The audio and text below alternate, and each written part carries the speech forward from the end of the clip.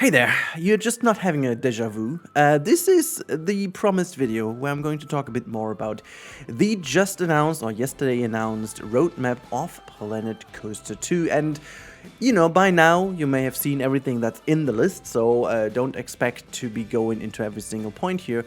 I just want to talk more about my perception of what this is going to be. I've read through all of your comments, and thank you for having made such a good discussion in yesterday's very quick update video, because a lot of the comments kept me thinking, and I want to answer a lot of the sentiment that I felt over here. So first things first, I also got access to the roadmap a bit earlier than making the video, so not sure if that means I'm back in the ride or whatever. So all I'm gonna say is, like, I want to judge this as a fan of the series, not as a creator and not as a person who makes videos for the sake of making videos. I want to try to balance that in as a player who loves the Planet games, and this is how I always try to do this. In most of the cases, I'm really like, the criticism is there because I love the game so much, and hype is there because I love the game so much. So it's kind of just accelerating my emotions, I guess, at this point. And so I took the time now to think about what I really feel like about this thing. And yes, I'm rambling now for 1.5 minutes, but I just want to give you the proper context to what I'm going to say now, because the feeling about this map, or roadmap, the longer I thought about this, the more positive I became. It's no secret that I've been very vocal about the criticism and about all the negative about this game, and I've been very vocal about the fact that it's very shitty to be in a situation that basically every game that's been released in the last 8 to 10 months has been in the state that Planet Coaster 2 was released in. And yes, I do still believe that a major part of all these items you can see on screen right now, plus the ones that already have been fixed, should have been in a base game, should have been in the release of Planet Coaster 2. 100%. I just don't really fully agree with the people who just blankly commented, oh wow, we are getting the stuff that Planet Zoo already had at the beginning. That's kind of not true, though. Like, Planet Zoo at the beginning also had some flaws, the same as Planet Coaster, by the way. The big difference is that Planet Coaster started as an alpha and went into beta, and it has never made the promise of being something that it wasn't. It always communicated in the right way together with the community what it will be, at a certain point. And then the price point was also kind of justified. And what we are looking at right now feels a bit more like the situation we had with Planet Coaster 1, except that people have already paid a full price game. And that, for me personally, is the only little gripe I still have at the moment. Like, people have paid for it, and it almost feels like being in a beta phase right now. And I honestly would love if that would have been early access for a while and just get a pre-order, whatever, deluxe edition if you already buy in or whatnot, otherwise wait. I mean, it's free for everyone to decide whether you like it or not, or refund it. However, this is my only gripe. But, like, the situation is as it is. We can, be negative about this forever and ever now, or we can just take it as it is and say, okay, well, let's look into the future, what this is going for. Just as a comparison to Planet Zoo, the game at the beginning, obviously Planet Zoo had no predecessor, so it's been a completely new game, and it's had, it was a massive leap from any other zoo game beforehand. So it made this leap, and it was already a pretty functioning game. I mean, the franchise mode was not really working at the start, but everything else was like a very enjoyable game and just got better and better over time. And like with every other game you compare it to, like you compared City Skylines 2 to a fully modded 8-year in development City Skylines 1. It's not fair, at this point it's not fair. And I do feel like we have to be a bit more balanced out in our judgment of Planet Coaster 2. So, as I said, at the beginning with the launch, still, if you compared the vanilla versions of both games, it was a tough time for the Planet Coaster 2 game. And this is where I'm coming from right now. This roadmap has two things inherent. The first thing is, the first time ever in all these years being in this situation, making videos and being in a situation to make stuff about frontier developments, it's the first time we got such a big look into the future of the game. Sure, we got some announcements in the past of upcoming features, they have been teasing stuff, but we've never seen a list of stuff that will make it to the game 2 months into the future. And presumably, and I guess this is how it works, in February we will know what the April update will look like, and then what the May update will look like. Something similar to what City Skylines has done.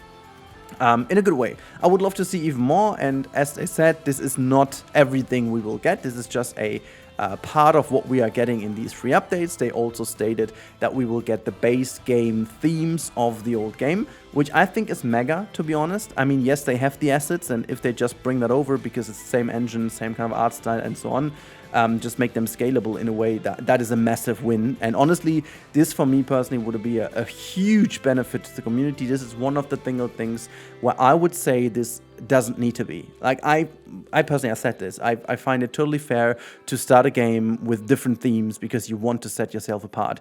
People would have been extremely negative if they would have started with the exact same styles like the first game, or took the themes but just completely reinvented them, and then people would have said, yeah, but why didn't you take the old pieces from the old theme? No matter how you've done this, like, the scenery pieces, and I repeat myself here, are not the issue. I can definitely see people saying we have too little and like they want to have more. That's fair, but it's not about the quality of the pieces. I totally wouldn't say, like, this is one of the single things this game has absolutely no issue with. Like, it's a lot more, and all the adjustment and enhancements will be very interesting to look at. In specific, I want to talk about two very things, and this is the second part I wanted to talk about. So, transparency and the stuff I just talked about is the first thing. The second thing is really the way that they're going forward and the way they're separating that. I like the fact that we seemingly have a chapter that has old stuff returning to the game, as like returning ride, returning flat ride, and also stock coasters, which basically are coasters without a theming. And we also get the interchangeable coaster cars back. We get the synchronized coaster stations back. Like, a lot of the old game features is coming back now. I like that. This for me personally is like, you know, stuff you need to do, hygiene features I want to call them, but they also label that as star features, which I don't really fully agree with. Like, I do agree with the fact that, like, having all the ride stuff is great for, like, the flumes and so on, but like custom billboards and speakers, you know, we had that already. I'm a bit, as I said, balanced over here. I like that they're doing this, but we shouldn't look away from the fact that these are things that should have made it in the base game.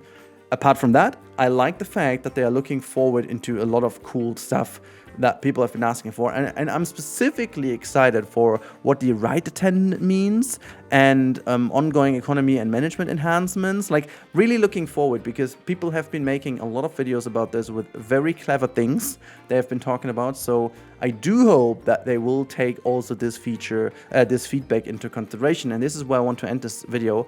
I genuinely hope that Frontier really take this roadmap, take this approach, and keep an eye on what the community is saying, which it totally looks like, and keep bringing in what people really want. This is the only chance to bring people sustainably back to the game. At the moment, we are looking at a situation where this game has less players than the first game, which is crazy, considering the performance of the first game, considering everything else, and not even compared to Planet Zoo has way more players at the moment. So this game needs to have a substantial change, and also a sustainable change, by bringing in features and not breaking other stuff. So bringing this in, and this is potentially my biggest fear at the end of the day, because as I said recently, there is one thing I can't really feel. I can't really I can feel it, but I can't really define what it is. The feeling of this game is different compared to Planet Coaster 1 and Planet Zoo. Those two at the end of the day felt like a Planet game. This one also does, but like a different Planet game, if that makes sense to you. I hope they can fix that with all the stuff coming and make this feel a bit more like a typical Planet game. Other than that, I really do hope that they, again, keep the feedback, being in a loop, and bring in the stuff that people really want. I hope that the ride and flume update is really as great as it looks like with the inflatables, and not just fake physics. And I do really hope that they keep bringing in stuff from the other games that we've been asking for, like souvenir shops, restaurants, and so on. But maybe that is with the DLC. But at this point in time, with that amount of things coming to the game, I don't need a DLC to be happy.